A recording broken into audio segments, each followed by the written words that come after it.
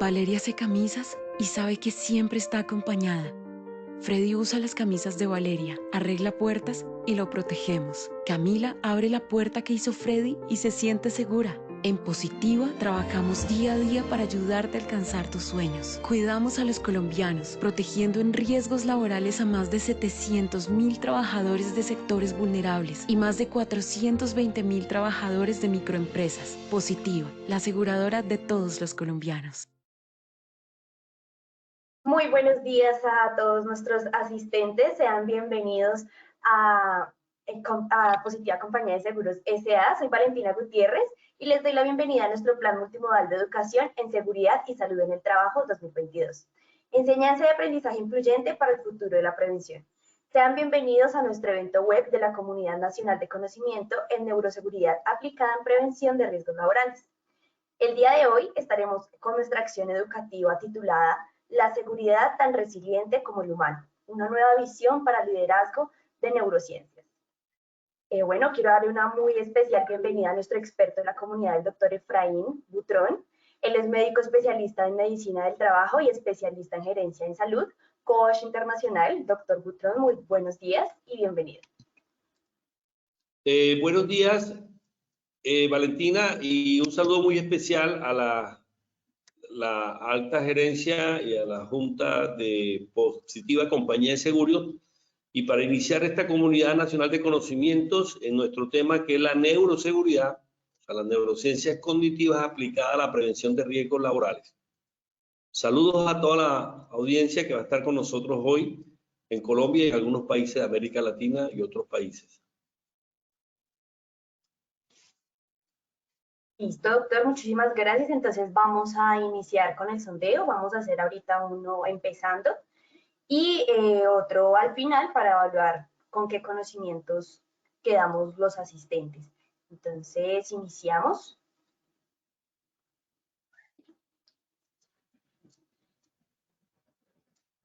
Sí, vamos a hacer unas preguntas. Son 3 preguntas para iniciar un presondeo sobre el tema que vamos a desarrollar hoy, que es la seguridad tan resiliente como el humano, la nueva visión para el liderazgo de las neurociencias. Continúa, Valentina, por favor. Sí, señor. Pon la pantalla, por favor. Pasas la diapositiva.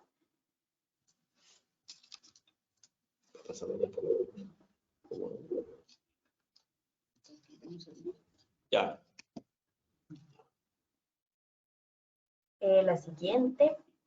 Bueno, queda decir que este es mi nombre. Estos son los contactos en caso de alguna pregunta. Y vamos a evaluar, por favor, Valentina, las 3 preguntas. Listo, sí, señor. Listo, entonces comenzamos con la primera pregunta. Dice, el neuroliderazgo es el estudio de los procesos neurocognitivos para tomar decisiones eficaces y creativas. Entonces votamos A, verdadero, o B, falso. Tenemos unos segunditos ahí para que los asistentes voten, por favor.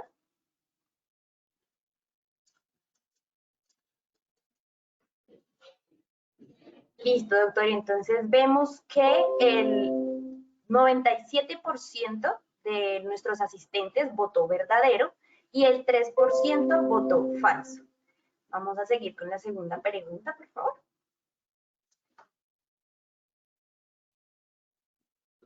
Entonces dice, los núcleos anatómicos donde se encuentran las funciones ejecutivas son órbito frontal, dorso lateral y ventromedial. A, verdadero, o B, falso. Otros segunditos para que nuestros asistentes voten, por favor.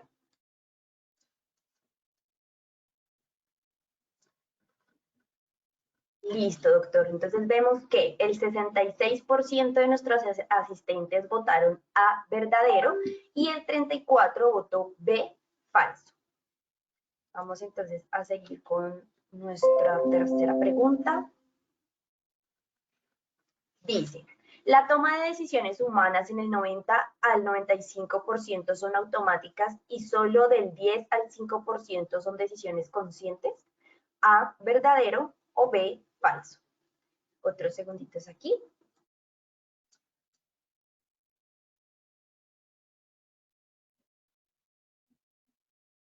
Listo, en esta última pregunta entonces, el 70% votó A verdadero y el 30% votó B falso. Entonces, doctor, le doy la bienvenida, lo dejamos entonces con su presentación y ahorita ya al final nos vemos nuevamente en el sondeo. Ok, gracias Valentina. Bueno, la conferencia de hoy, ¿están viendo la presentación, Valentina? Sí, sí, señor. ¿Hola? Sí, Okay. sí, señor. Vamos a hablar sobre la seguridad, tan resiliente como el humano. La nueva visión para el liderazgo en seguridad desde las neurociencias. Esta es la serie de capacitaciones que vamos a dar en el transcurso del año. Esta es la ruta del conocimiento. Ahí está el primer título, la 01. Posteriormente, ustedes van a recibir la número 2, 3, 4, 5, 6, 7 conferencias virtuales, más otras conferencias presenciales que haremos en los diferentes congresos en varias ciudades en Colombia. La tabla de contenido, hay un momento 1, momento 2, momento 3. En el momento 1, primero hay que definir, como su título lo indica, qué es la seguridad. ¿Qué entendemos por seguridad? Segundo, un concepto que tenía la Organización Internacional del Trabajo y era la presentación que hacía, así como este año habla de cultura en seguridad y en salud, es el concepto de resiliencia. El año pasado hablábamos de los sistemas de gestión resilientes. Tercer concepto, que es el neuroliderazgo. Cuarto, que son las neurociencias cognitivas y por qué su último desarrollo en los últimos 15 años. Y pasamos al momento 2, que es el autoliderazgo. Para hablar del liderazgo tenemos que hablar qué es el autoliderazgo y esa evolución histórica que hemos tenido.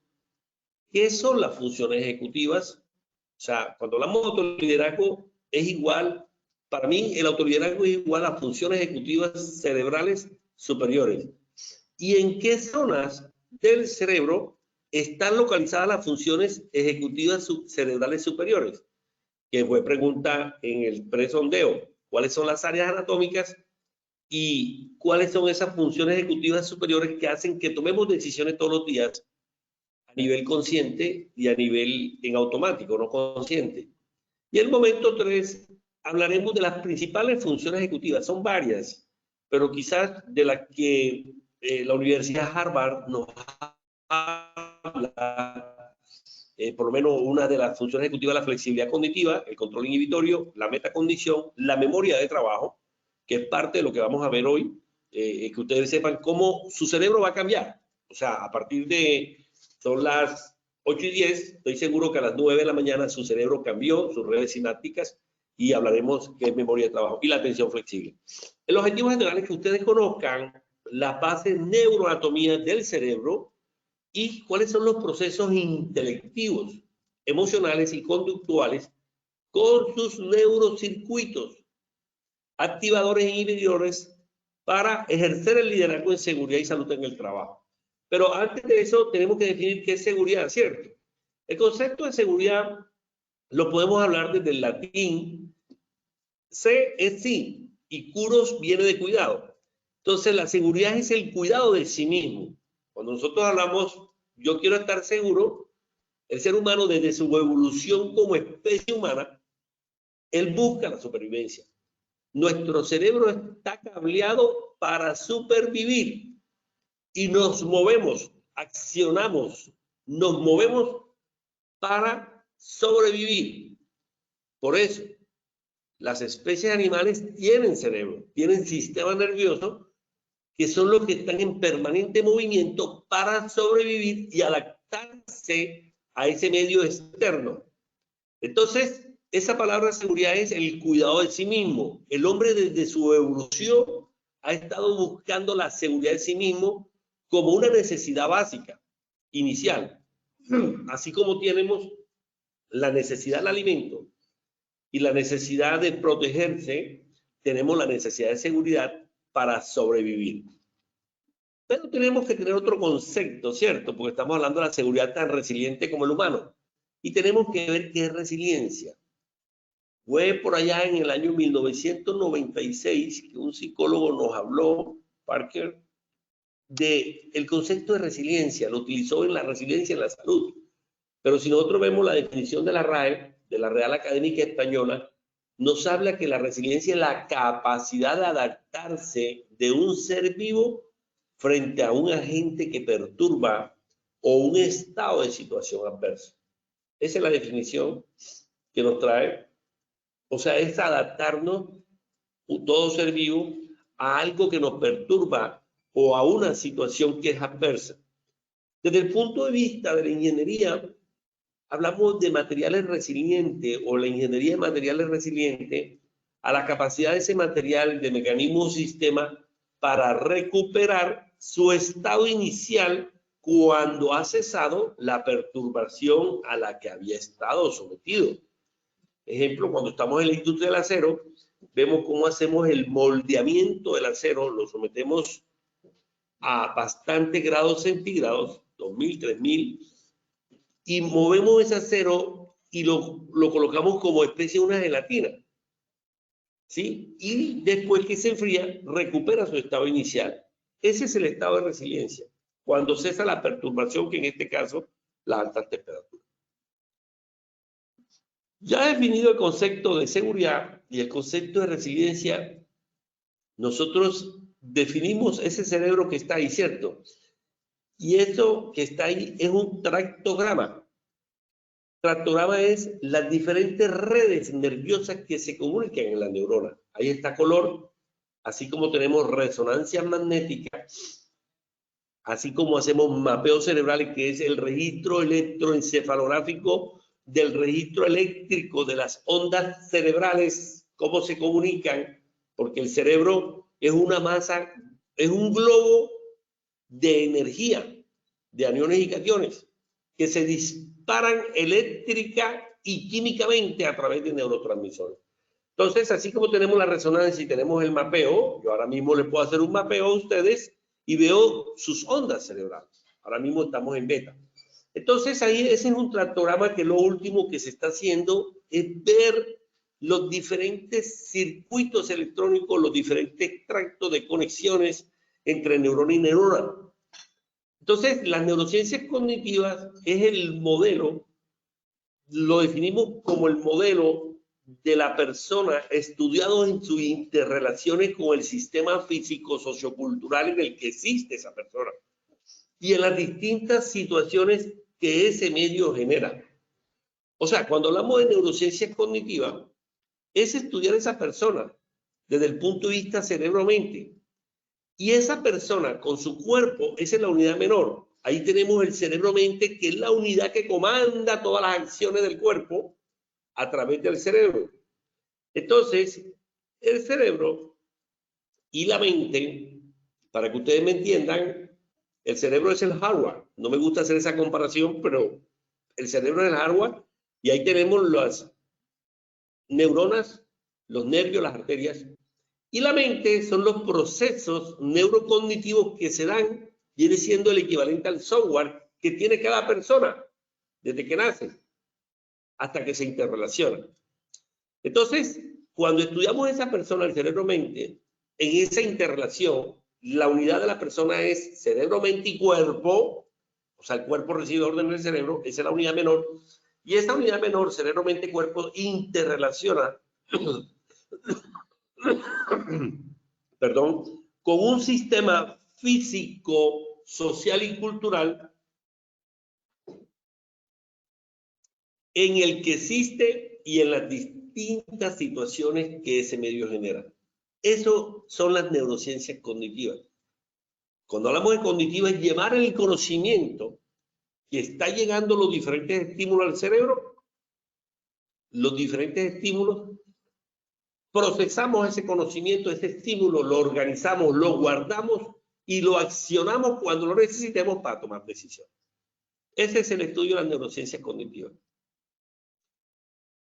Todo esto que hemos desarrollado nosotros y venimos hablando de neuroseguridad hace muchos años, y por eso hemos escrito libros, ¿sí? Ya llevamos aproximadamente 10 libros que hemos escrito, está fundamentado en las diferentes investigaciones que hemos desarrollado y con algunos amigos que han desarrollado otras investigaciones hemos estado muy al tanto de estudios de doctorado, La primera investigación que hicimos fue en el año 2000-2015 de la causalidad del accidente de trabajo. Cuando nos dimos cuenta que el 96% de los accidentes de trabajo tenían un acto inseguro. Mire que la palabra acto inseguro como causa inmediata, acto inseguro era operar equipo a velocidad, un acto inseguro. Errores en la conducción, un acto inseguro. No prestar atención a las condiciones del piso, no prestar atención, ojo, sistema atencional, cerebro, mente, a las condiciones del piso. No asegurar, no percibir el peligro, el riesgo, el cerebro no percibía. Entonces, 6 causas, no asegurar, no prestar atención, errores de conducción, operar a velocidades inadecuadas o operar un equipo en movimiento, esas 5 o 6 era el 85, el 95%, o era el Pareto, el 80-85% de las causas inmediatas de los accidentes de trabajo. Entonces, cuando nosotros hicimos más de 1.500 investigaciones de accidentes mortales y graves con los ingenieros, yo soy médico, pero vengo trabajando más de 30 años con los ingenieros, nos dimos cuenta que el problema era de causa inmediata, era un acto inseguro. Pero ese es el síntoma, esa es la tos, esa es la rinorrea que tiene el COVID. Pero tú tienes que ir a la causa básica, esa es la causa inmediata. La causa básica es la verdadera enfermedad, es el COVID. Y tienes que saber qué ocasiona el COVID, la parte viral. Y esa causa básica nos daba que el problema grande, el 65% era un problema de cerebro-mente. El 30% un problema de memoria emocional, que no llegaba el conocimiento, no llegaba el procesamiento de la información al conocimiento. A pesar de que él firmó 2, 3, 4 horas de trabajo en altura o de espacio confinado o de energía peligrosa, su conocimiento no llegó al cerebro. No hubo transformación de las neuronas o de las sinapsis neuronales, que es la base del aprendizaje. Entonces, cuando nos dimos cuenta que el 60%, 65% era cerebro-mente, eran funciones ejecutivas, sistemas atencionales, eran problemas de control inhibitorio, eran problemas de flexibilidad cognitiva, eran problemas de la planificación y de la organización de la tarea. Entonces ahí nos dimos cuenta que el 65% era un problema de cerebro-mente y el 30% era un problema de memoria. Le llevaban el conocimiento, pero no había emoción. Para tú llevar conocimiento, tenemos que llevar la curiosidad, que es una emoción. Tenemos que llevar la motivación, ¿sí? Que hace parte de los sistemas motivacionales. Y los sistemas motivacionales lo que hacen es liberar la dopamina, que es lo que necesita para que el cerebro pueda prestar atención. El cerebro jamás prestará atención si no llevas la motivación o llevas la curiosidad al cerebro. Por eso, Leonardo da Vinci, el hombre más inteligente de este planeta, pues, de la inteligencia, uno de los principios davincianos que él tenía era la curiosidad. Son 7 principios davincianos. Entonces, la causalidad, 65%. Un problema de cerebro-mente, funciones ejecutivas. El 30%, un problema de memoria, no llega el conocimiento. Y después que llega, no desarrolla la habilidad.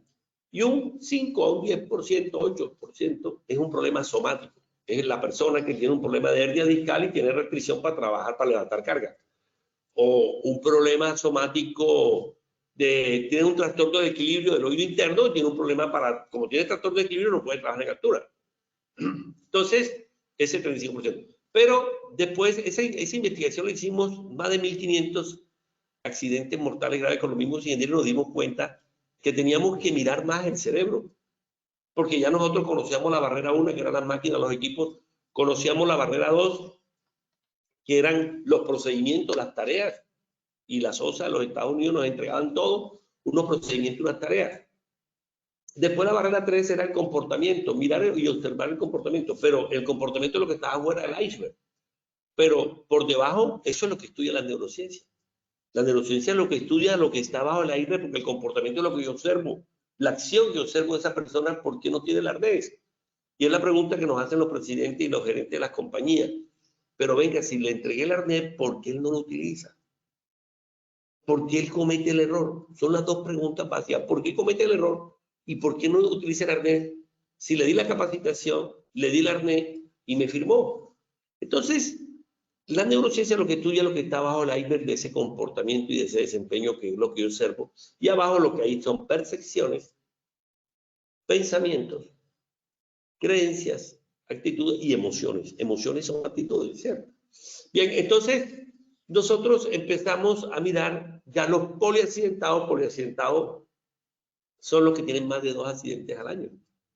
Y nosotros, si empezamos a mirar poliaccidentados, nos vamos a encontrar que gran parte de la accidentalidad en Colombia, el 20% son poliaccidentados. Y eso lo hicimos una vez.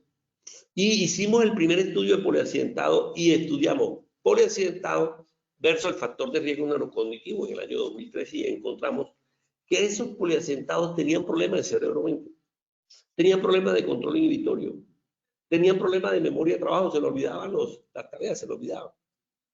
No tenían control inhibitorio, no controlaban el impulso, tenían problemas de flexibilidad cognitiva, tenían problemas de sistemas atencionales y de planificación de la tarea. Entonces ahí ese estudio del 2013 nos dio ya un asidero para mirar qué estaba pasando en el cerebro desde el punto de vista de causas básicas de sistemas humanos, ¿cierto? Porque si nosotros nos vamos al accidente multicausal, después encontramos en empresas del sector público y empezamos a estudiar los factores de riesgo psicolaborales y encontramos, oh sorpresa, que los factores de riesgo psicolaborales juegan un papel importante. Tuvimos ocasión de hacer más de 3.000, 2.500 evaluaciones de riesgos psicolaborales y encontramos que gran parte de la problemática era el liderazgo, gran parte era la comunicación, gran parte era el rol de la función. Y después empezamos a estudiar, porque nosotros, así como interveníamos la empresa con los ingenieros, nosotros hacemos consulta médica todos los días y empezamos a investigar los errores humanos y le preguntábamos a las personas en la consulta médica cuando estábamos calificando la investigación del accidente, ¿qué hubo? ¿Qué te pasó? Y ahí nos decían la verdad. Y muchos decían, tuvo un error. Y el error, nos dimos cuenta que parte del error había un factor motivacional, había un factor emocional. Pero después algunos otros amigos hicieron tesis doctoral de liderazgo, cultura y desempeño en el 2018 y de liderazgo y condición social. De ver si el líder debe ser empático o no empático. Cuando a mí preguntan, ¿el líder debe ser empático? En este siglo XXI y en este nuevo orden mundial, con este COVID, que ya esta pandemia se nos pasó a una pandemia mental, el líder que no es empático y que sea creativo, que maneje el equipo hacia la creatividad, hacia la curiosidad para solucionar problemas, no podemos sacar la empresa adelante. Entonces el líder tiene que ser empático, pero un empático, empatía no es ponerte los zapatos de otro, no. La empatía tiene más de 6, 7 definiciones. Una parte de la empatía es la empatía cognitiva. El líder tiene que ser empático cognitivo. Cognitivo es saber qué está pasando, qué está interpretando la otra persona desde el punto de vista del conocimiento intelectual. Pero yo no me puedo contagiar emocionalmente con él. No puedo entrar en contagio emocional porque si entro en contagio, el cerebro, la corteza prefrontal, va a ser difícil tomar una decisión efectiva, eficiente. Y quizás el estudio que nos dio a nosotros luz para seguir pensando más en la neurociencia fue el estudio que hicimos en plena pandemia con España y Colombia en el 2020. Yo tuve ocasión de estar en España el 1 de marzo del año 2020, allá me cogió prácticamente la pandemia. Yo llegué a Colombia en el 2020, en el 6 de marzo, el primer caso de pandemia, perdón, llegué el 7 de marzo y el primer caso se dio el 6 de marzo, y empezó a dispararse la accidentalidad mortal en la carretera de España, más o menos. En España empieza en marzo, en la pandemia del 2020, y en abril y mayo se empiezan a aplicar una encuesta porque había un disparo de la siniestralidad vial y de la mortalidad en la carretera de España. Y ellos querían saber, bueno, hicimos alguna relación y yo estuve presentando toda esta parte de la neurociencia cognitiva, neuroseguridad. Ellos allá manejan la psicosociología del trabajo, que es psicología del comportamiento. Entonces hicimos el estudio y nos llamaron para comparar la siniestralidad vial de los conductores de España con la siniestralidad vial de los conductores de Colombia. Y encontramos situaciones importantes como por lo menos el 81% de los conductores de España estaban manejando con miedo. El 61% tenían un problema, habían manifestado que habían tenido error. El 53% manifestaban que habían tenido problemas de atención, habían tenido sistemas atencionales alterados. Y el 44% habían tenido sensación de fatiga. Ese estudio nos dio por qué se estaba disparando, si antes habían 100 muertos, ahora habían 280 muertos. En plena pandemia, en las encuestas, más de 1000 encuestas que se hizo en el transcurso de marzo, abril y mayo, más o menos. Y aquí logramos hacer también 1000 encuestas y comparamos en un estudio muy interesante que está nos colaboró mucho el Ministerio de Trabajo de Colombia. Entonces, nosotros tenemos que definir qué es autoliderazgo. Entonces, me trae la definición en esa evolución histórica de Prusia, en el año 98, dice, la base del liderazgo es el autoliderazgo. O sea, nosotros no podemos liderar si no nos autolideramos, dice Prusia. Y la eficiencia de un líder depende principalmente del nivel de desarrollo del liderazgo que ejerce sobre sí mismo y del control de sus emociones. Entonces, el líder tiene que ejercer un desarrollo sobre sí mismo y ser como el bambú. El bambú es un árbol fuerte, pero tú ves que siembra la semilla y no sale nada. Primer año no sale nada. Segundo año no sale nada. Tercer año porque le está echando raíces hacia abajo. Y al 5 años cuando ves tú el brote de la semilla. Entonces, lo que nos dice Prusia es que el liderazgo debe hacerse sobre sí mismo, sobre unas raíces intrapersonales, intracerebrales, pero con el control de las emociones. Nosotros no somos seres racionales, como decía Descartes, leanse el libro de Damasio, El error de Descartes. Descartes decía, sí, ese gran físico, matemático y otras profesiones, pienso, luego existo. No, nosotros, Damasio, en su libro El error de Descartes y muchos libros, y en El cerebro emocional de Ladou, otro neurocientífico, Ladou, libro de cerebro emocional, Damasio nos habla. El error de Descartes decía, pienso, luego existo, no. Siento, dice Damasio, que es uno de los científicos portugueses, neurólogo. Siento, luego existo. O sea, nosotros somos seres emocionales que racionalizamos. Nosotros actuamos de acuerdo a cómo nos sentimos, ¿ok? Pero quizás una evolución del autoliderazgo es la que tiene Christopher Neck, y dice que el autoliderazgo es un proceso mediante el cual las personas se influencian a sí mismas para lograr una autodirección y una automotivación necesaria para desempeñarse y comportarse de la manera deseada. Y la manera deseada es el objetivo que quiere el líder. La palabra líder viene de influencia. El líder es que influencia a quién? A personas. La influencia, la inspira. Entonces ese líder, por eso tiene que ser como el bambú. 5 años crece el bambú hacia abajo y después que crece ninguna huracán lo tumba. Porque él ha crecido hacia abajo, hacia la parte intrapersonal, para después dar frutos, y esos frutos son los liderados. Las ramas son los líderes, liderados que tú tienes en el equipo, y ya después que tú te conoces, ahora sí voy a conocer a los demás. Voy a conocer cómo tú piensas, porque cada persona va a ser diferente. Los cerebros no son iguales, no. Estructural y anatómicamente el hardware es igual, pero el software que está instalado es diferente. Son patrones culturales diferentes. Yo ahora mismo vivo en Medellín, entre Medellín y Bogotá, ahora mismo estoy en Barranquilla. Y aquí hay una cultura diferente, en el mismo diferente a la de Medellín, al eje oriente, y diferente a la cultura de Bogotá. Y voy a dar unas conferencias presenciales que me dijo positiva y la voy a dar en Arauca, en Leticia, en Pasto, me toca ir allá. Y las culturas en Amazonas, Leticia es diferente a la araucana, y es diferente a la de Nariño. Y diferente a la de Guajira, ya voy a estar también en la Guajira. Entonces, nosotros culturalmente somos diferentes, cada cerebro es diferente, entonces el líder tiene que tirar hacia abajo la raíz intrapersonal para después ver la parte interpersonal y ver cómo es el proceso de la teoría de la mente, ¿cierto? Entonces, ¿qué es el neuroliderazgo? Esta es una frase que he acuñado. Yo, antes de definir qué es neuroliderazgo, le voy a dar una definición. La seguridad, ¿qué es? Es una batalla de decisiones que todos los días toma el líder de seguridad, o el líder, el supervisor, o la alta gerencia, la mediana gerencia, o la parte operativa que maneja alturas, espacios confinados. ¿Sí? Ya tenemos la nueva norma en Colombia de espacios confinados que ya está empezando a desarrollarse, o energías peligrosas, o trabajo en caliente, operación de máquinas amarillas, operación de máquinas peligrosas. Entonces, la seguridad es una batalla de decisiones para prevenir que el error humano, el error puede ser de naturaleza humana, del cerebro mismo, o puede ser el sistema que te induce al error.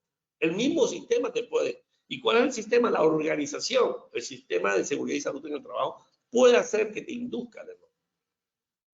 Ahora, el error humano, ¿qué es? Una desviación de un estándar, ¿cierto? Entonces, la seguridad, esta es una frase de mi autoría también, ahí está el cerebro, no se define por la ausencia de accidentes, no se define por la ausencia de accidentes, sino por la capacidad de las funciones cerebrales superiores. Yo, después de haber estado con los ingenieros durante muchos años, intervenimos guarda, colocamos guarda, hicimos mantenimiento, sistema de TPM, ¿sí? Mantenimiento total, predictivo.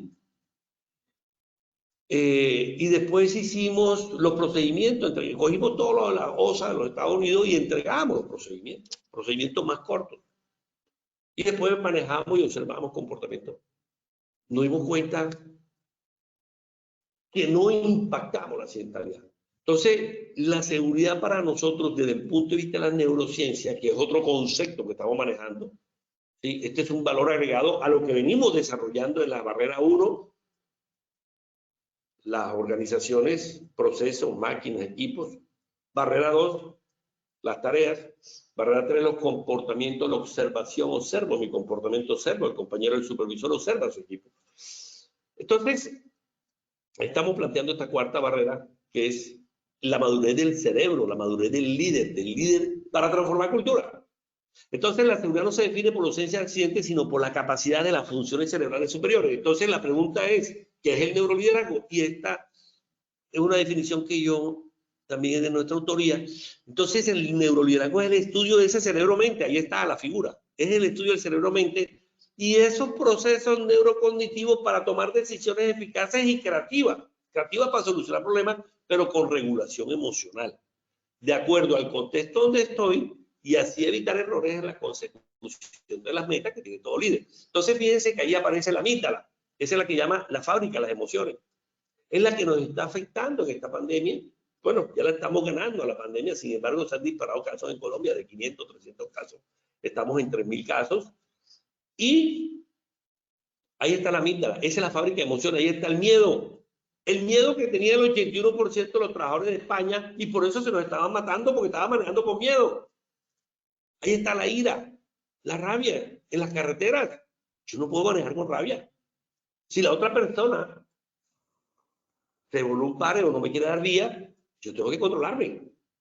Porque si manejo con rabia, no tengo el corte prefrontal para tomar decisiones conscientes. Entonces, la amígdala es la fábrica de emociones, miedo, ira, tristeza.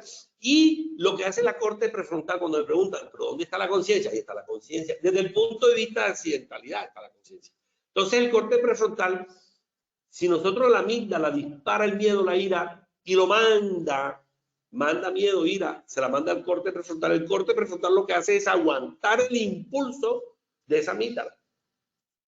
Pero el 95% nosotros estamos en automático. Estamos en automático tomando decisiones automáticas, habituales. Nos levantamos hoy a las 5, 6, 7 de la mañana y nos cepillamos los dientes y nos levantamos de la cama. Ese es un hábito, eso es habitual. Y nos cepillamos el diente, lo estamos haciendo en automático. Y nos peinamos y nos bañamos y nos enjuagamos, eso es en automático. Porque solamente el 5 al 10 tomamos decisiones conscientes. Ahora, ¿cuántas decisiones, pensamientos tenemos al día? 60.000. Y solamente el 5, 3.000 son pensamientos conscientes. ¿Y cómo toma la conciencia? El corte prefrontal. Entonces, de la amígdala manda 1.000.000 de ramificaciones. Recuerden que yo les dije, entre neurona y neurona hay una ramificación de sinapsis. Y manda 1.000.000. Y de la corteza prefrontal a la amígdala manda 1.000. O sea que son más las ramificaciones de estímulos automáticos que te está mandando la amígdala de miedo, ira, tristeza y otras emociones. Alegría, entusiasmo, curiosidad, admiración, vergüenza, culpa, todas esas emociones que se están fabricando, la estamos manejando el corte prefrontal, y el corte prefrontal lo que le dice al estímulo de la amígdala: aguanta, aguanta, aguanta, aguanta. Y ese es parte de lo que es el corte prefrontal. O sea, podemos decir que el corte prefrontal, donde están estos tres núcleos que ahorita vamos a ver, ahí es donde está la esencia de la conciencia desde el punto de vista del accidente de trabajo. Cuando me preguntan el accidente de trabajo, la fórmula matemática, porque trabajo con ingenieros, yo le digo: el accidente de trabajo es igual a la amígdala multiplicada, se fabrica la emoción, lo multiplica por el corte prefrontal más la inteligencia práctica. ¿Qué es la inteligencia práctica? El manejar la bicicleta, repito y repito y repito, para que se instale el hábito. Esa es la inteligencia práctica. Entonces, yo sumo corteza prefrontal, que está ahí, más la inteligencia práctica, que son los ganglios basales, las neuronas de los ganglios basales, para establecer el hábito de repetir y repetir, como lo hace Messi, como lo hace Ronaldo, que se quedan 3, 4 horas practicando todos los días. Ellos lo que están haciendo es habituando para llegar al automático a través de los ganglios basales. Entonces, los depositan de alto rendimiento, eso es lo que hacen. Practicar y practicar para desarrollar el hábito. Por eso ustedes ven que Messi fue en automático. Y ya sabe a la derecha quién está, a la izquierda quién está, Mbappé, está De María, está el otro, porque están jugando en automático. Bien, entonces la corteza prefrontal lo que le hace a la amígdala es: aguanta, aguanta. Hay un incendio, ahora mismo salgamos, espérate un momentico, la amígdala manda el miedo. Hay incendio, supervivencia, porque el cerebro está cableado para sobrevivir. Pero si yo recibo un simulacro y una capacitación y me enseñaron qué hacer en caso de emergencia, yo sé que no puedo coger el ascensor. Entonces el corte prefrontal le dice a la amígdala: cálmate, miedo. No puedes coger el ascensor porque te enseñamos que por ahí no es la vía. Tenemos que coger la escalera de emergencia. ¿Ok? Entonces el neuroliderazgo es el estudio del cerebro, mente y de los procesos neurocognitivos para tomar decisiones eficaces, creativas, pero con regulación emocional. ¿Quién regula? Corteza prefrontal, la amígdala la regula. De acuerdo al contexto. Hay incendio, ese es el contexto que hay miedo. Y así evitar errores en la consecución de la meta, que es sobrevivir a ese incendio. ¿Ok? Entonces, hay 4 sistemas. Ya definí qué es el accidente de trabajo. Hay 4 sistemas y ahí está la rojita, que es la amígdala. El verdecito, que es el hipocampo. El negrito, que es el núcleo accumbens, y el lóbulo frontal, que es la corteza prefrontal. Estos 4 sistemas de cerebro-mente. Entonces la amígdala le dije ya fabrica las emociones, pero al lado está el hipocampo, que es el hipocampo, la que guarda la memoria a largo plazo. Se guarda, y si la guardo con emoción, mejor todavía. Por eso, si yo le pregunto a ustedes cuál es la corbata que tenía en el día que le entregaron el grado de ayer, estoy seguro que el 99.9 me dice qué color de corbata tenía. Y al lado derecho, qué persona estaba, si tu papá, tu mamá, tu hermano. Y cómo era, en el caso de mujeres, cómo era la falda, cómo era la blusa. Estoy seguro que todo el mundo. ¿Por qué? Porque en el hipocampo es donde se guarda la memoria a largo plazo. Y se guardó con emociones, porque ese era el día que queríamos mostrar el diploma a nuestros padres, que se sacrificaron por nosotros. Ese era el día emocional, donde encontrábamos y le entregábamos el diploma a mamá y a papá, o a la abuela, o al hermano, si era huérfano. Entonces, el hipocampo es donde se guarda la memoria de largo plazo, la amígdala, la emoción, y el núcleo accumbens es el sistema motivacional, es donde está la dopamina. ¿Qué es la dopamina? El neurotransmisor que necesitamos motivarnos para la acción. Por eso la palabra motivación es el motivo hacia la acción. Cuando hablamos de motivación, no me gusta esa palabra, me gusta hablar de motivos positivos, motivos negativos. Yo tengo un motivo positivo y me moví hoy, me levanté hoy a las 5 de la mañana porque tenía un compromiso. Estoy ahora mismo acá en Barranquilla por cuestiones laborales y tenía que entrar a otra oficina, un coworking. Estoy ahora mismo porque tenía el compromiso con usted y me levanté temprano porque estoy en la Guardia de Barranquilla. Entonces, yo tengo el motivo de la acción porque tenía esta responsabilidad. ¿Eso qué me lo da? La dopamina. Fue la que dijo: levántate a las 5 porque tienes que estar probando a las 7 y para empezar a las 8. Y eso es lo que hicimos. Entonces, tengo dopamina, ¿dónde? En el núcleo accumbens. Entonces, la dopamina es el neurotransmisor que hacemos el deseo, la intención. Entonces, 4 sistemas: amígdala, hipocampo y la dopamina, que es el motivo a la acción, es un neurotransmisor. Por eso yo digo, un trabajador para que no se accidente tiene que tener dopamina. Y esa dopamina te da alerta y te lleva a la acción. Cuando fabrica noradrenalina es cuando nos levantamos del asiento, nos levantamos de la cama, vamos a ducharnos, la acción es la noradrenalina. Entonces se necesita alerta motivada. Y el cuarto es el lóbulo prefrontal, que ya se los dije, que es el que controla el impulso de la amígdala y lo va manejando. No cojas el ascensor. Yo por eso te enseñé el simulacro de evacuación, cómo debemos hacer los procedimientos de emergencia. Entonces, fíjense ustedes, el neuroliderazgo es un mecanismo básico de supervivencia, está cableado para supervivir, es una lucha entre la corteza prefrontal y la amígdala, y en la corteza prefrontal hay 3 núcleos, pregunta de examen, y los núcleos son, en la corteza prefrontal, uno que está aquí arriba de la órbita del ojo, arriba se llama órbito y frontal. Este es el lóbulo que está delante, es el frontal. Él es el CEO del cerebro, ese que está ahí, corte prefrontal, antes de la frente, ahí, lo más antes de la frente. Ese es el CEO del cerebro, ese es el ejecutivo, ese es el ingeniero. Ese es el que nos lleva al éxito de la vida. Hay un caso, léanselo, vean los videos de Phineas Gage. Era un trabajador ferroviario y él en la explosión tuvo un accidente y entró la varilla por el ojo y salió por acá arriba y lesionó el prefrontal. Cambió todo, cambió Phineas Gage. Veanse ese video por YouTube, Phineas Gage. Y ahí fue donde empezamos a estudiar a Phineas Gage, año 1800, y nos dimos cuenta que el lóbulo prefrontal es el lóbulo tanto de la parte intelectiva como de la parte emocional del comportamiento. Phineas Gage, que era un excelente trabajador, empezó a cambiar. ¿Ok? Entonces, esos 3 núcleos son el órbito frontal, dorso lateral, dorsal hacia atrás, y el ventromedial en toda la parte medial. Esos 3 núcleos son donde están las funciones ejecutivas, más la amígdala y el sistema hipotálamo hipófisis. Entonces, ¿qué son las funciones ejecutivas? Hablando del liderazgo, yo les dije, el liderazgo y el autoliderazgo son funciones ejecutivas. Es la capacidad intelectiva emocional. Lo intelectivo lo controlo, lo emocional es automático, no lo puedo controlar, está automático. Estoy en automático emocional. Nosotros somos seres emocionales que racionalizamos con la parte intelectiva, el 5%. Entonces, la función ejecutiva es la organización de esos procesos intelectivos, emocionales, conductuales con los neurocircuitos, o sea, los circuitos eléctricos que activan o inhiben. ¿Quién activa? El simpático. El simpático, el corazón se activa. Me da miedo y es de 60 pulsaciones, 70 paso a 100. Aumenta mi respiración. Es el circuito quien activa, el simpático. ¿Inhibe quién? El parasimpático. Entonces nosotros estamos en automático, con simpático o parasimpático, dependiendo de la emoción.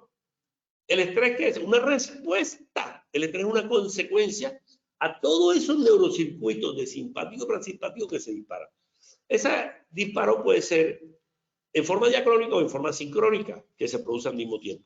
Eso es lo que son las funciones ejecutivas. Entonces, componentes principales de las funciones ejecutivas: la atención, los sistemas atencionales flexibles, el control inhibitorio, la memoria de trabajo. Y aquí vamos a definir las áreas. Miren, ahí está el órbito frontal, pregunta del sondeo.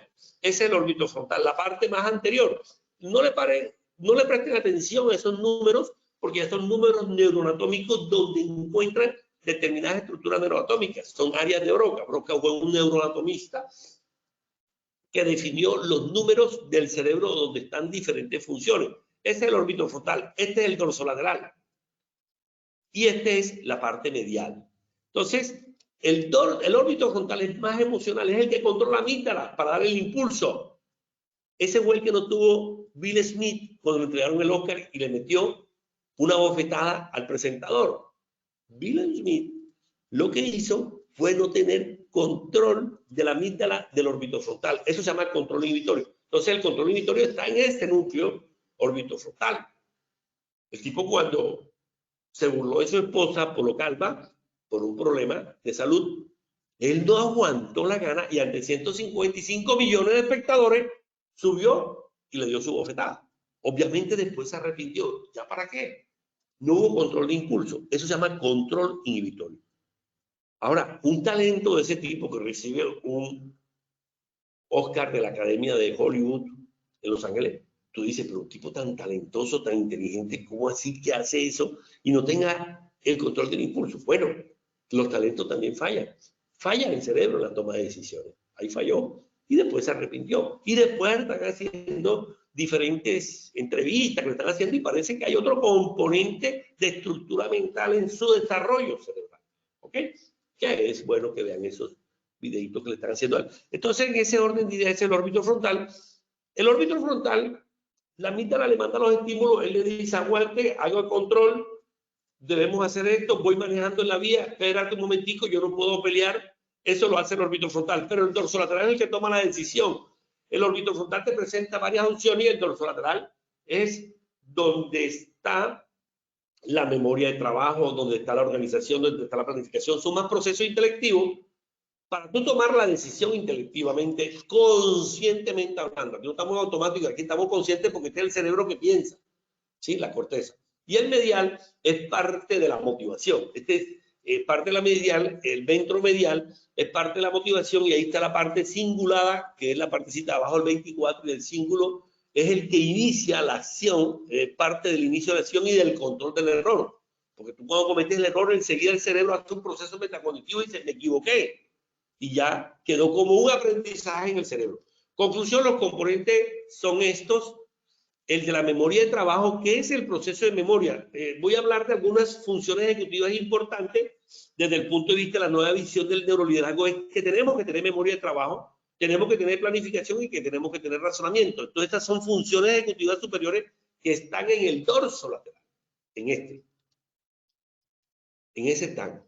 ¿Qué funciones ejecutivas están? La memoria de trabajo es un almacenamiento de una información reciente de los últimos 15 minutos. Si le pregunto, hace 15 minutos, a las 8:30, ¿qué estaba hablando?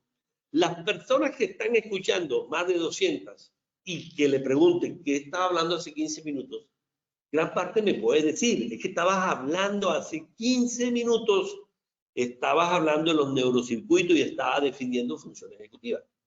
¿Sí? Entonces, ¿eso cómo se llama? Memoria de trabajo. Diferente a la memoria del hipocampo, que ustedes tienen el color del traje, de la blusa las mujeres, y la corbata que tenían, los que tenían corbata, o la camisa que tenían el día que recibieron el grado, porque esa es una memoria de largo plazo. Cambio, esta memoria de trabajo es de corto plazo. Es una memoria de 15 minutos. Y por eso se nos asientan muchos trabajadores. Parte de la tipología del error son los laxus. Uno son los sleep, los sleep, que son los problemas atencionales. Y por eso en la seguridad vial, casi más del 60% de la seguridad vial es un problema de comportamiento y hay un sistema atencional que falla 5 minutos antes del accidente, del siniestro vial. Eso es sistema atencional, pero a algunas se les olvida la memoria de trabajo, o sea, se les olvidan los 15 minutos. Ejemplo, son las personas que están trabajando en altura. Estoy conectado, voy al baño a hacer pipí, hago pipí, me devuelvo y en esos 10 minutos no me di cuenta que me desconecté de la linga, sigo trabajando, me acerco a Puerto de Loza y me caigo. ¿Por qué? Porque tengo un problema de tipo neurocognitivo de memoria de trabajo. Se le olvidan las cosas. En ese reciente, no la memoria a largo plazo, ese es diferente. Nosotros en el proceso de sistema de memoria procesamos, organizamos, guardamos a corto plazo en el dorso lateral y después la mandamos al hipocampo a memoria a largo plazo. Son los sistemas de memoria. La planificación, ese está en el dorso lateral. También está en el dorso lateral como la memoria, es la capacidad de generar un objetivo. El cerebro planifica, por eso este es el CIO. El prefrontal es el CIO, el ejecutivo, el cerebro ejecutivo. Es el que piensa. El cerebro genera un objetivo, desarrolla un plan de acción para conseguirlo y elige esa acción más adecuada. El órbito frontal le da 3 acciones, puede ser 4. Y el dorso lateral, ¿qué hace? Planifica, organiza y coge la más adecuada dependiendo del marcador somático que tú tengas. ¿Qué es el marcador somático? Es lo que descubre Damasio, el del libro Error de Descartes. Él descubre que nosotros tenemos marcadores somáticos. O sea, la experiencia afectiva que tenemos durante mucho tiempo, reciente o hace tiempo, esa experiencia afectiva, esa emoción se nos queda guardada en el cuerpo. En nuestras neuronas está guardada toda esa parte emocional y en nuestro cuerpo se nos queda. Y este es un marcador somático. Son los neuropéptidos, las emociones que nos marcan Y las decisiones que tomamos nosotros, si bien son decisiones en base a costo-beneficio, nosotros cogemos la decisión más adecuada, pero tenemos un proceso de costo-beneficio, pero con las emociones recientes y con el marcador somático. Porque la emoción tiene un componente de valencia, siempre vamos a elegir lo más agradable. Valencia positiva, agradable. Alegría. Valencia negativa, desagradable. Miedo, ira, tristeza. Y así como tenemos valencia en la teoría bidimensional de la emoción, tenemos un eje de la Y, y ahí está la activación del simpático. Activa, excita la neurona, se excita y lo puedo ver en el mapeo y yo veo el arousal. Entonces, una emoción tiene un arousal, que es la activación del simpático, y tiene una valencia que es agradable. ¿Qué decisión vamos a tener? Las que tengamos valencia agradable y que active la célula. Y por último, el razonamiento, que es la facultad que tiene el cerebro, que también está en el dorso lateral para solucionar problemas. Estas son las tomas de decisiones. Ya les dije cómo tomamos decisiones con respecto a la toma de decisiones automática. El 95% es automático, o sea, instintivo.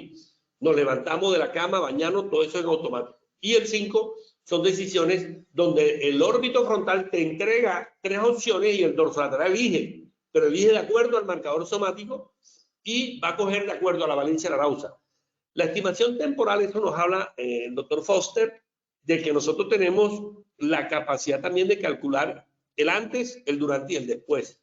Y la ejecución dual y el branching son los sistemas atencionales. Entonces, ejecución dual es cuando la atención es la capacidad de realizar 2 tareas al mismo tiempo, ¿sí? Prestando atención a ambas de manera constante. Ejemplo, estoy manejando, ¿sí? Estoy manejando y coloco una música, ¿sí? En forma consciente. Entonces, manejo y coloco música. Entonces, estoy haciendo, eso se llama multitarea a la vez, ¿cierto? Estoy haciendo eso. Y la ejecución dual, donde yo aguanto, estoy atendiendo un paciente, lo ingreso a la base de datos, de pronto me llaman, cojo el teléfono, aguanto el paciente, me llama y estoy hablando por la línea con otra persona y después sigo otra vez la ejecución dual. Entonces, son sistemas atencionales. Bueno, para terminar, el otro es el de la inhibición, ya se lo dije, el de Will Smith, es la capacidad de ignorar los impulsos, la información irrelevante, tanto interna como externa, y el otro es el de la flexibilidad cognitiva, ¿cierto? La flexibilidad es quizás de las funciones ejecutivas más importantes. Hoy en día el concepto de inteligencia, no lo digo yo, lo dice Harvard, los que son inteligentes en Harvard, que ha hecho un estudio de más de 40 años, son los que son flexibles cognitivamente, sobre todo en este nuevo orden mundial que lo estamos viendo con el COVID. Las empresas que han quedado, que han sido sostenibles con el tiempo, porque hay muchas que han dado situaciones de problemas financieros, son las que se han flexibilizado a esto. Fíjense que estoy aquí en Barranquilla y me estoy conectando. Y estaba hace 2 días en Medellín, pero me tocó venir urgente y aquí estoy conectado. O sea, me estoy adaptando y estoy siendo flexible y estoy cumpliendo con ustedes. Entonces, la flexibilidad cognitiva es la habilidad que nos permite realizar cambios en algo que ya estaba previamente planeado y nos adaptamos a las circunstancias. Entonces, todas las personas, el concepto de inteligencia es el que se adapta al cambio, ¿sí? Ya el concepto de inteligencia no es racional, no. El concepto de inteligencia, hay un concepto racional, pero las personas que controlan más la emoción, sí, que controlan más la emoción, que tienen más inteligencia emocional, 80%, y 20% racional, son las que tienen éxito en la vida, pero que tienen esta función de ser flexible, adaptarse a la adversidad y al contexto, ¿ok? Esta es la función ejecutiva para terminar la metacondición, la capacidad de reflexionar. Esta es otra función ejecutiva. Esta es la capacidad de reflexionar sobre los propios pensamientos, sobre las emociones y sobre la conducta. Incluye la planeación antes de una tarea, el monitoreo de la tarea y la autoevaluación al terminar. O sea, el cerebro tiene una función ejecutiva que se llama metacondición y para mí de las principales funciones es el PHBA del cerebro. Y él se da cuenta en 0,5 segundos si va a cometer error o no. O sea, él antes de cometer el error ya se da cuenta si lo va a cometer. Entonces son 5 segundos, milisegundos en la toma de decisiones que son importantes. Aquí está la parte correspondiente y aquí terminamos. Lo que quieran ver los libros nuestros, ahí hay 7 libros. El del centro es la realidad de la organización, ¿sí? Que es el neurolíder, que es el que va a transformar la cultura. El de la izquierda superior son los sistemas del cerebro-mente. Lo de la derecha son el proceso de aprendizaje.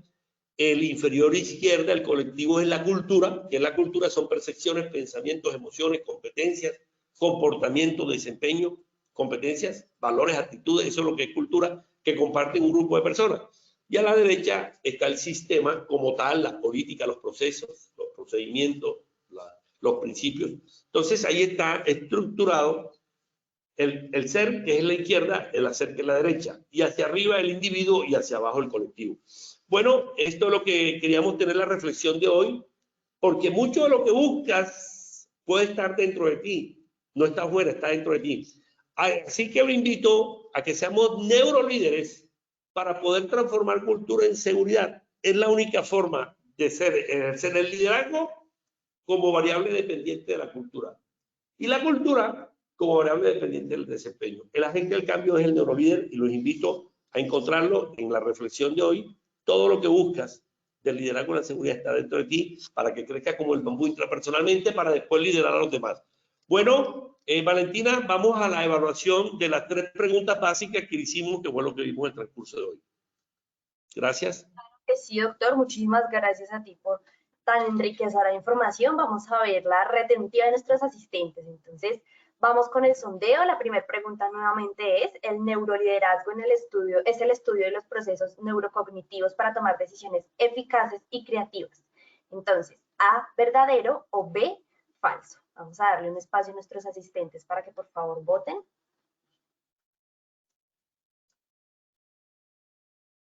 Entonces, el 98% de nuestros asistentes votó A, verdadero, y B, el 2% votó falso. Vamos entonces con nuestra segunda pregunta. Ok, o sea que aumentamos de un 97 a un 98%. Vamos bien en esa primera pregunta. Sí, efectivamente, esa es la definición, es verdadera. Segunda. Ok, vamos con nuestra segunda pregunta. Dice, los núcleos anatómicos donde se encuentran las funciones ejecutivas son órbito frontal, dorso lateral y ventromedial. A, verdadero, B, falso. Votamos rápidamente, por favor.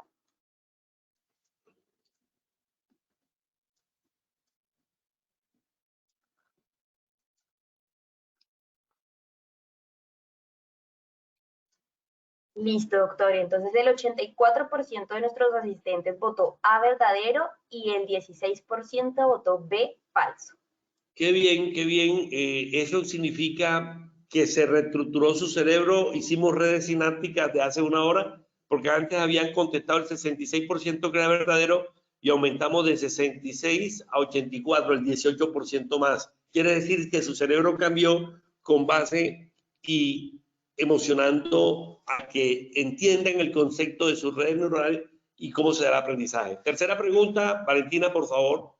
Listo, doctor. Nuestra tercera pregunta dice, la toma de decisiones humanas en el 90 al 95% son automáticas y solo del 10 al 5% son decisiones conscientes. Entonces, A, verdadero o B, falso.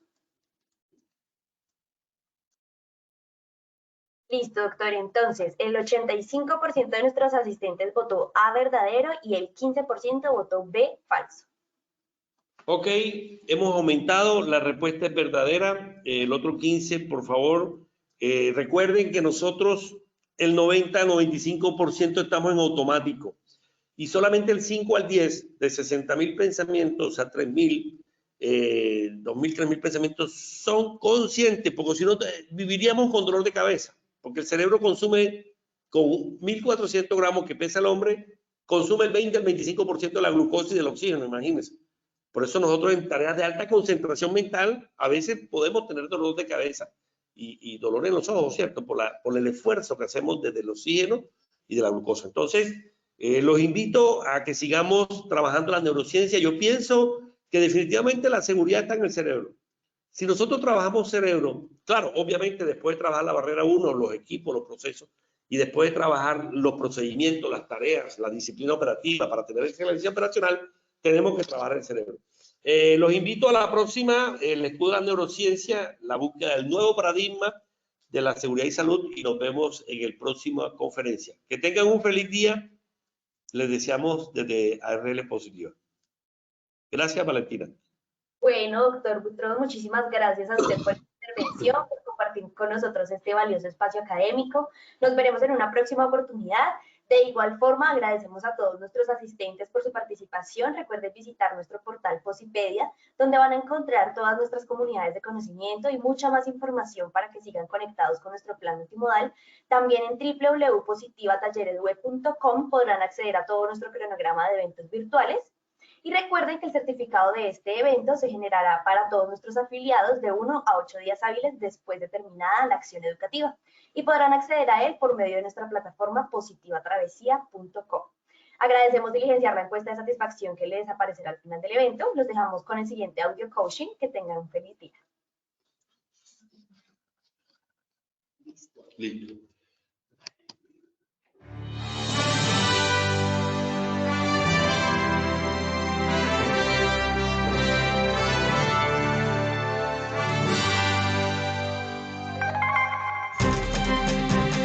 Bienvenidos. A partir de ahora dispongan cada uno de sus sentidos para vivir y disfrutar las experiencias sonoras de Positiva Educa.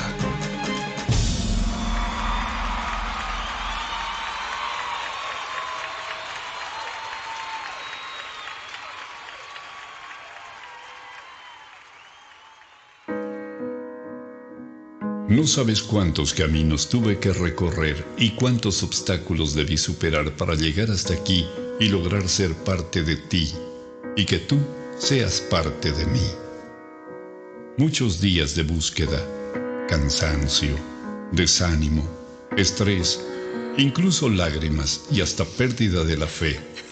Pero como en todo, siempre al final llega la recompensa.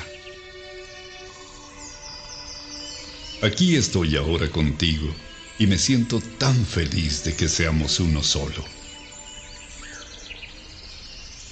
Prometo esforzarme para superar todas las expectativas de quienes me dieron la oportunidad de estar a tu lado. Para mí no bastará hacer lo máximo para mantenerte a mi lado siempre, porque estoy consciente de que si no soy yo quien cumple hasta la meta, habrá alguien mucho más interesado por estar contigo. Daré todo lo que esté a mi alcance para conocer y hacer del lugar donde compartimos los dos el mejor de los lugares. Me esforzaré por conocer cada vez más de ti y pondré todo de mi parte para que juntos podamos crecer, para que aquellos que me trajeron a ti se sientan a gusto de vernos juntos. Prometo estar pendiente de lo que necesites para hacerlo siempre a tiempo y así ser con quien puedas contar hasta el final. En lo posible, estaré atento de aprender más y más de ti. Haré por conocerte de la mejor manera, por si algún día necesitamos caminar juntos para llegar más arriba. En cuanto me sea posible, no pondré condiciones para pasar más tiempo contigo y ayudarte a solucionar algún impasse imprevisto. Seré amigo de aquellos que quieren lo mejor para ti, de tus mejores amigos y de quienes te rodean con buenas intenciones, para que juntos logremos las mejores cosas. Estoy orgulloso de ti, por todo lo que representas en mí y para mí. Mi familia también está feliz de que esté contigo. En cualquier lugar donde vaya o esté, hablaré de ti y de todas las cosas bonitas que aportas a mi vida. Créeme que trataré de ser lo mejor para los dos. No prometo dejar de cometer errores porque sé que de alguna manera sucederá. Sin embargo, quiero que tengas la certeza de que buscaré la excelencia de tu mano, pase lo que pase. Gracias por todo lo que me aportas a mí, a mi familia, a mi vida y por todo lo bueno que logro y lograré a tu lado y de tu mano. Siempre cuidaré de ti, mi querido trabajo. Trabajar con amor es parte del crecimiento, de la familia, de la vida y de todos. Colombia vive.